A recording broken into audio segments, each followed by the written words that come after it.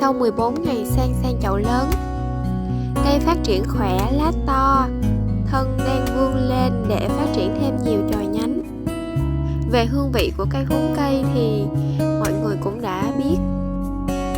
Cây có mùi thơm dễ chịu, không quá nồng, thích hợp cho các món bánh xèo, gỏi cuốn hoặc là rau sống chấm với các loại thịt kho. Đây cũng là một loại rau siêu dễ trồng, bạn có thể tự trồng ở nhà để phục vụ cho gia đình mình.